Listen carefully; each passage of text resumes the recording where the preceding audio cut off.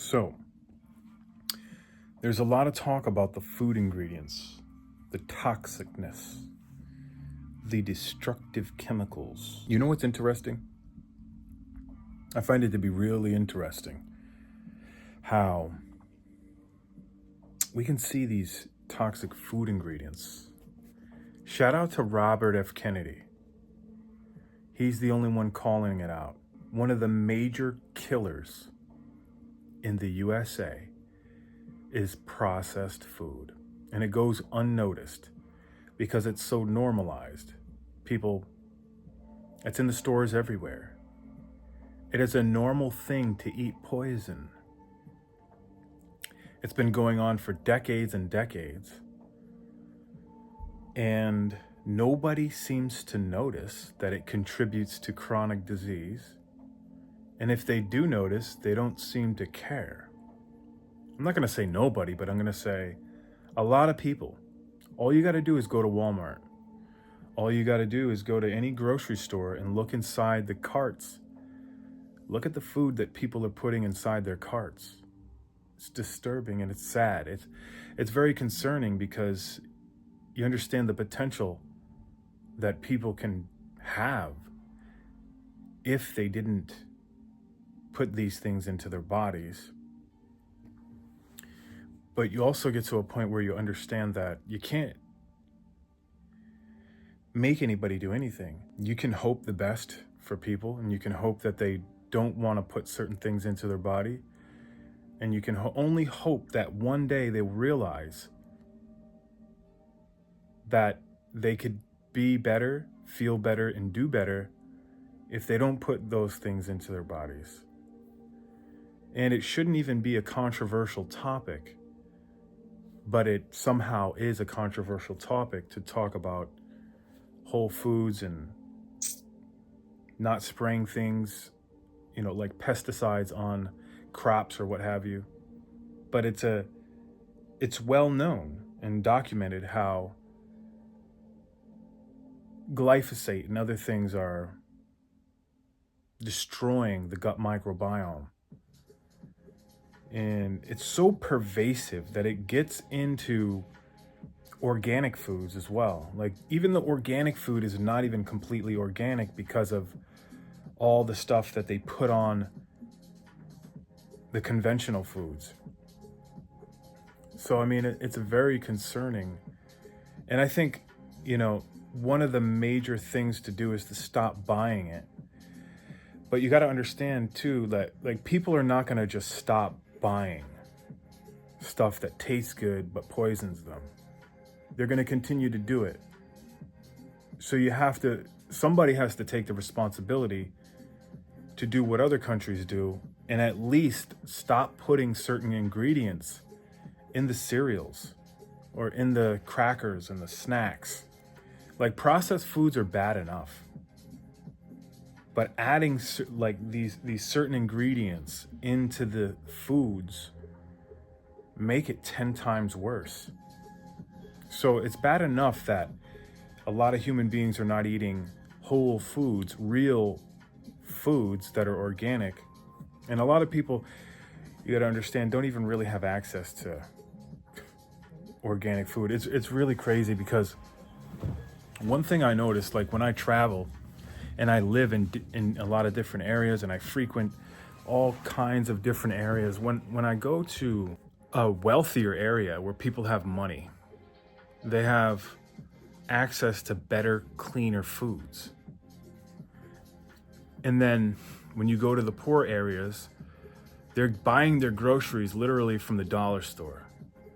And they're buying their groceries from all kinds of, and their neighborhoods are flooded with fast food restaurants. But you go to the higher end places where people make more money, and they have these top of the line restaurants with good quality ingredients. Of course, you pay more for it. But it's just, there's two different classes of people in the way they eat. And you can also see it in the moods of people. When you look into the faces of somebody who eats that kind of diet that is in the impoverished neighborhoods, they have a droopy, sad look to them. It's very noticeable. It's noticeable. The behavior is different because it affects your thinking. The things that you eat, the chemicals that you put in your body is going to affect the way you think. So what I noticed a lot of times, and you'll notice too, I don't know if a lot of people even pay attention to this, but you notice a child when they're younger, they're vibrant, they're full of life. They look like their vitality is turned all the way up. But they continue to eat the snacks, the cakes, the processed foods, and all this stuff, right? By the time they're in their teens, maybe early 20s, they start getting, their facial features start to sink down, and they look more drained and tired. It's as if the life force energy has been sucked out of them. And it's actually sad, man, because I used to teach a lot of kids breakdancing years ago. And you know, some of them, when I bump into them, they recognize me, and I say, oh yeah. Some of them, I see them and they look totally different. And just, you know, just seeing the changes that happen through diet alone is astounding to me. Truly astounding. And it's one of those things where you really got to use a little bit of willpower to not eat a certain way, because in society, usually your friends and your family eat a certain way. And if you go against the grain, it's going to take some sheer force to go against it, because you got to be really strong-willed a lot of the times, because what happens is they look at you kind of like, what do you think, you're better than us now? What do you, you know, they kind of question you. It's almost like a little bit of ostracizing. You know, it's like on a small scale, but I mean, it's kind of, I don't know. I hope you know what I'm saying. So you almost gotta like lead by example. You know, some people are born to be leaders, and just some people are born to be followers. But you have to lead by example, because somebody's got to do it, man. Somebody's got to lead people in the right direction. Because if nobody does it, the cycle continues to perpetuate until it gets even worse. I mean, if you allow the cycle to go on long enough, it'll get to the point where it's irreversible damage. So the whole point of me talking about this is to stop the cycle. Stop the cycle of eating certain garbage. Put healthy foods into your body by any means necessary. I mean, I heard I was listening to a podcast the other day, and they were saying, bro, it's so important that you should actually go into debt to eat healthy. Like, if you can't afford a little bit extra for your food to eat more quality, healthy foods, then go into debt, like, because your health is the most important thing. If you don't have your health, you're literally, life is nothing without your health and vitality. If you don't have your health and vitality, what's the point? What's the point of being chronically sick all the time? What's the point in having to rely on the medical system constantly to try to get by and remain in pain? I don't know. I just think about it and I'm like, wow. I'm quite astounded with the amount of people that don't really do anything about it.